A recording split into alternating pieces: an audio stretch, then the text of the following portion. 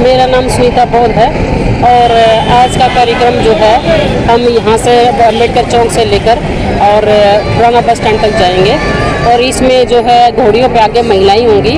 महिला सशक्तिकरण हमारा मकसद है, क्योंकि महिलाओं के बराबर की अधिकार जो है भागीदारी होनी चाहिए। जो हमारा बौद्ध धर्म है इसमें महिलाएं बराबर की अधिकार। जो महात्मा बुद्ध जी के लगे कि बुद्ध का जो विचार था वो मानव मानव एक समान का था। हम लोग असमानता के युग में जी रहे हैं। अभी भी बहुत कुछ करना बाकी है। अभी पीछे जब एक बीमारी आई, कोरोना नाम की जो बीमारी आई, उसमें लोगों ने महसूस किया कि ये छुआछूत या एक दूसरे से अलग होने का कितना बुरा प्रभाव पड़ता है, कितने आत्मा दुखती है। लोगों को बहुत कुछ समझ में आया। इस वजह से जो महात्मा बुद्ध जी की नीति थी, जो महात्मा बुद्ध जी का मार्ग दिखा हुआ था, उसमें सिर्फ एक ही बात बहुत बड़ी लगी हमें, बाकी सारी बात उसकी अच्छी है। बहुत बड़ी बात लगी वे मानव मानव एक, सबके हाथ पैर एक जैसे, सबके जबान वही, आंखें वही, रंग वही, और फिर हम एक आदमी को तो कहते हैं तू दूर हट, दूसरे को कहते हैं कि तू पास आ जा। यानी कि कुत्ते को शोर में सुलाने की कोशिश करते हैं, रजाई में सुलाने की कोशिश करते हैं, अपने भाई को दूर भगाते हैं। तो मैंने महात्मा बुद्ध जी की ये बहुत बड़ी लगी, इसी वजह से मैं इस यात्रा में शामिल हूँ। Thank you. अब हमारे साथ हैं बनते जी, प्रोफेसर प्रज्ञा सागर जी, जो कि नागपुर से चलकर रोहतक आए हैं। हम बात करेंगे जी बनते जी। हाँ जी, सबको जय भीम, नमो बुद्धाय जी। बनते जी, जो ये कि चारिका जो निकाली गई है, इस चारिका का क्या उद्देश्य होता है? क्यों जी, जब चारिका मतलब एक चलते घूमते फिरते हुए धम्म का प्रचार करते हुए, और इसका धम्म चारिका नाम इसको दिया गया है कि धम्म जो तथागत बुद्ध ने जो हम लोगों को धम्म का मार्ग बताया, जो मध्य मार्ग बताया, जो दुनिया को जीने की कला सिखाई है, उस कला को भिक्षु संघ है, भिक्षु लोग हैं, वो चलते घूमते पैदल यात्रा करते लोगों को बताते हुए संदेश देते हैं और तथा बुद्ध का सच्चा धम्म के लोगों के बारे में उसमें जागृति पैदा करते हैं लोगों के बीच में कि धम्म है वही कल्याणकारी है, उसी से आपका भला होने वाला है, उसी से आपका हित होने वाला है, आपका और आने वाली आपकी पीढ़ियों का भी। क्योंकि धम्म है वो प्रथम भी कल्याणकारी है, मध्य में भी कल्याणकारी, अंत में भी कल्याणकारी होता है। तो भिक्षुओं का यही दायित्व बनता है कि समाज के प्रति जागृति लाते हुए और प्रत्येक व्यक्ति को, प्रत्येक उपासिकाओं को धम्म के बारे में सचेत करते हुए, आने वाले समय के बारे में बताते हुए और जीवन के महत्व को बताते हुए कि जीवन कितना महत्वपूर्ण है और महत्वपूर्ण जीवन तब महत्वपूर्ण होगा तब इसे बुद्ध का धम्म मिलेगा। कि बुद्ध का धम्म मिलने के बाद में जीवन की जो महत्व को आदमी के समझ में आता है, व्यक्ति के कि जीवन कितना अमूल्यवान है और व्यक्ति अनेक बुराइयों से बच जाता है। जैसे आज हमारी चारिका का मुख्य टाइटल है वो नशा मुक्ति है। बनते जी, आपने अनेकों चारिकाएं देख ली होंगी जीवन में, लेकिन रोहतक की चारिका वैसी ही थी जहां आपने और जगह देखी है, या इसमें कुछ अलग जो दिखाई दिया आपने? सर, हर चारिका में अलग अलग कुछ खूबियां होती है, कुछ विशेषताएं होती है। कुछ रोहतक की चारिका में देखा कि लोग पूरे दिन भर चारिका का वेट कर रहे थे, इंतजार कर रहे थे कब 4 बजे कब 5 बजे हम चारिका में उस संग में शामिल हों। कुछ लोग तो 4 बजे से पहले ही वहां पर पहुंच गए थे और इतना उत्साह था कि कब लोग हमारा संग चले यहाँ चले। और भव्य बात थी सर, 5 घोड़ियों की विशेष बात थी। जो 5 घोड़ियां जो व्हाइट कलर में बुलाई गई थी, व्हाइट कलर में हमारी उपासिकाएं थी, उपासक व्हाइट कलर में थे, उसी व्हाइट ड्रेस के अंदर इतने सुंदर लग रहे थे। व्हाइट कलर की हमारी 500 घोड़ियां थी और पूरी हाइट की घोड़ियां थी। जैसे किसी राजा महाराजा की कोई एक यात्रा निकलती है ना बड़े पुराने जमाने में, उस पर से भव्य यात्रा के रूप में से ले लिया था। और लास्ट में तो रैली क्या है, तो वो कहते हैं आप जो रेला बन गए, इतना 1000 लोगों से ऊपर की यात्रा में लोग शामिल हुए, इस उपासक से शामिल हुए और एक अच्छा संदेश गया, समाज लोगों तक संदेश पहुंचा। और उस यात्रा में जो रोहतक दूर दराज लोग यात्रा में पहुंचे थे और बड़ा उत्साह जोश के साथ यात्रा का हमने किया। क्योंकि 14 अक्टूबर का जो दिन था वो हमारे परम पूज्य, हमारे जिसमें अटल श्रद्धा है डॉक्टर बी आर अम्बेडकर ने, बाबा साहब ने हमें 14 अक्टूबर 56 को जो हमें धम्म का मार्ग बताया था, जो हमें बुद्ध का मार्ग बताया था, उसी बुद्ध के मार्ग पे चल करके हमने उसी दिन को याद करते हुए बाबा साहब ने जो दिनांक दी थी, उसी दिनांक पे हमने मद्देनजर रखते हुए उसी तारीख ताकि वो तारीख लोगों को फिर से याद आए। ये तारीख विशेष तारीख थी, इसी तारीख के अंदर लोगों ने अपनी धम्मचारिका की। और ये तारीखा क्या थी, सभी लोग अपने ये सोच रहे हैं कि हम तो अपने घर वापसी कर रहे हैं जी, कि जो हम पुराने बुद्धिस्ट थे देश के, अब धीरे धीरे करके लोगों में चेतना आ रही है और चेतना से लोग वापिस उसी धम्म चारिका के माध्यम से, धम्म के माध्यम से अपने घर वापसी कर रहे हैं। तो यही था सब, बहुत अच्छी यात्रा थी सर, बड़ी जागरूकता थी छोटे बच्चों में, बूढ़े बुजुर्गों में। और हमारा छोटा बनते था, वो इतना उत्सुक था, लगातार उसने लगभग 10 किलोमीटर की यात्रा हमसे मानते हो सके। और 10 किलोमीटर की में हमारे छोटे बनते ने उतना उत्साह दिखाया, झंडा हाथ में लेके आगे चल रहा था, भिक्षु संघ का नेतृत्व करते हुए बड़े जोश के साथ। और अंत में तो क्या बताऊं, उन्होंने इतनी मधुर वाणी से लोगों को पंचशील दिए, और पंचशील के बारे में जो एक एक बात उनका व्याख्यान किया, पूरी व्याख्या के साथ 500 शीलों का उन्होंने बताया उपासक उपासिकाओं के। तो सभी उपासक उपासिका सुनकर के उन्होंने लाभान्वित हुए और तथागत बुद्ध के मार्ग के धम्म में अपनी श्रद्धा अर्पित की। सर धन्यवाद।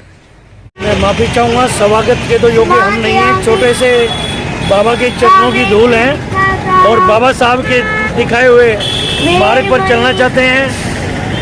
बाबा साहब ने 14 अक्टूबर 1956 को आज के ही दिन 10 लाख लोगों के साथ धम्म दीक्षा ली थी।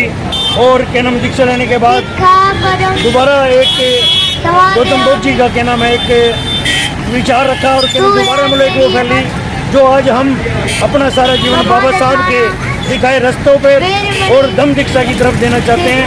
और अपने भी जितने दबे कुचले SABC और सुधराज क्रांति के जितने भी वो हैं, हम उनको चाहते हैं कि ज़्यादा से ज़्यादा मतलब बाबा साहब के विचारों पे आए और 2024 में एक लक्ष्य को आधारित मान कर एक कहना अपना राज और अपना प्रशासन, अपना सुशासन हम लेकर आए।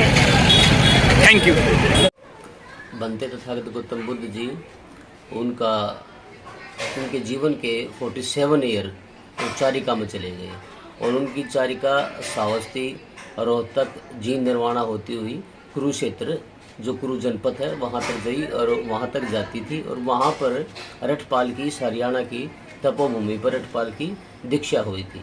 तो चारिका का उद्देश्य होता है कि धम्म रतन को आम जनता तक पहुँचाया जाए ताकि अधिक से अधिक लोग धम्म रतन का लाभ उठा सके। कितनी चारिका जो निकाली है आपने, इस चारिका में कितनी संख्या रही? देखिए, संख्या का कोई हम एक अंक नहीं बता सकते, हजारों की संख्या में साथी उपासक उपासिकाएं थे। हम आगे चल रहे थे तो चारिका पीछे देख नहीं पाए, बहुत लगभग 1.5-2 किलोमीटर तक हमारे पीछे यात्री चल रहे थे चारिका में, उपासक उपासिकाएं थे। बहुत भव्य और आकर्षण का केंद्र बंदी जी ने बता चुके हैं पहले कि उसमें क्या क्या विशेषताएं थी, बहुत ही भव्य अच्छी थी। और ये जो रोहतक शहर है, रोहतक शहर में ऐसी ये कोई पहली चारिका नहीं है। यहाँ तथागत गौतम बुद्ध आते रहे हैं, चारिकाएँ करते रहे हैं। यहाँ जो बोध स्थल है जिसको स्थल बोर कहा जाता है, और जो दयानंद मठ है वो आनंद मठ है। यहाँ तथागत गौतम बुद्ध पहले भी आ चुके हैं। यहाँ पर सिंधु घाटी सभ्यता के प्राचीन खोखरा कोट और बहुत सारे अवशेष बुद्ध के यहाँ हैं। और अब वो दोबारा जल चुकी है रोहतक में। और रोहतक के जो जितने भी विशेषकर जो महाबोधि वेलफेयर ट्रस्ट के साथी हैं वो बहुत उनका साधुवाद और बधाई के पात्र हैं। और बहुत ही अच्छा भव्य चारिका आयोजन साथियों ने किया। थैंक यू जी। नरेश भाई जी, जो आज एक ये धम्म चारिका निकाली है, इसमें आपने बढ़ चढ़ कर हिस्सा लिया है, बड़े जो है ना जोश के साथ आप हम देख रहे थे। क्या कारण है ये चारिका निकालने का? आज जो हमने ये चारिका निकाली है, ये बाबा साहब डॉक्टर भीमराव अम्बेडकर द्वारा 14 अक्टूबर 1956 को लाखों समर्थकों के साथ बाबा साहब ने अपना बौद्ध धम्म ग्रहण किया। और ये आज हमने रोहतक डिस्ट्रिक्ट के अंदर पहली बार हमने बुद्ध धम्म की चारिका निकाली है। और हम आगे भी ऐसे ही हर 14 अक्टूबर को बौद्ध धम्म की चारिका निकालते रहेंगे। जय भीम, जय भारत। कि जीवन में कभी भी किसी प्रकार का नशा नहीं करेंगे। नशा जो है ना जीवन को बर्बाद कर देता है, तबाह कर देता है। तो बुद्ध कहते हैं कि हे मानव, एक तरफ तलवार है और एक तरफ नशा है, तो आप है ना तलवार की तरफ गर्दन कर देना, लेकिन नशे की तरफ मत जाना, क्योंकि तलवार हो सकता है आपकी ही गर्दन काट दे, लेकिन नशा एक ऐसी चीज है कि धीरे धीरे पूरे परिवार की गर्दन, पूरे परिवार को समाप्त कर देता है, पूरे परिवार को खा जाता है। तो हे मनुष्य, जीवन में नशा मत करना। तो ये जो है ना छोटे भिक्षु ने ये शब्द बोले हैं, और ये पाली भाषा में जो हमारी असली जो मूल भाषा थी इस देश की 2500 साल पहले वो पाली ही थी। और उसी भाषा में इन्हें बोला था, छोटा बच्चा पाली सीखे हुआ है, लेकिन हम इतने आदमी और औरतें सब समान हैं, कोई बड़ा नहीं है, कोई छोटा नहीं है, सबको बराबर के अधिकार प्राप्त हैं। और हम ये चाहते हैं कि हमारे भारतवर्ष में भी सबको बराबर का अधिकार मिले, कोई छोटा ना हो, कोई बड़ा ना हो, और जो है सब बराबर हो। मेरा नाम है जी हनुमान बोध, और महाबोधि कल्याणकारी जो हमारा ट्रस्ट है, और इसका जो मेन मकसद है मानव जो कल्याण की जो बात होती है, जैसे नशा भगाओ, इसके प्रति हम काम करते हैं। और जो महिलाओं के प्रति हम समानता के बारे में बातें करते हैं। और आज हमारा जो मेन जो एजेंडा है वो महाबोधि वेलफेयर ट्रस्ट का जो एजेंडा है कि डॉक्टर BR अम्बेडकर ने 14 अक्टूबर 1956 में धम्म की दीक्षा ली थी, और उस दीक्षा के अंदर सबको समानता का राइट मिला था। और उसके अंदर धम्म के अंदर जो है सब समान है, बराबर है, उसमें कोई छोटा बड़ा नहीं है। तो इसके लिए हमने जो है ना आज एक ये ट्रस्ट की तरफ से जो है ना हम एक मुहिम चलाई कि क्यों ना हम एक जागृति मशाल यात्रा निकालें। बाबा साहब का जो पूरा जीवन का जो एजेंडा था वो समानता का और जो है ना बराबर का जो है ना एजेंडा था। तो इसी प्रकार आज हमने जो है ना ये मशाल यात्रा धम्म दिवस के रूप में इसको जो है ट्रस्ट हमारा मना रहा है। और हम चाहते हैं कि इस देश में समानता आए, इस देश के अंदर से नशा गायब हो और सभी का जीवन जो है सफलतापूर्वक रहे। ये हमारा मेन एजेंडा है। अच्छा, ये कार्यक्रम कहाँ से शुरू होगा और कहाँ तक यात्रा? ये कार्यक्रम शुरू होगा जी बाबा साहब के चौक से लेकर और ये गोवाड़ा अड्डा और वहाँ से सलारा मोहल्ला, पाड़ा मोहल्ला, माता दरवाजा और पुराना बस स्टैंड महर्षि वाल्मीकि चौक पर। मदन लाल जी, आपने यहाँ पर एक यात्रा का स्वागत किया गया, क्या है ये? जो है धर्म अपनाया था।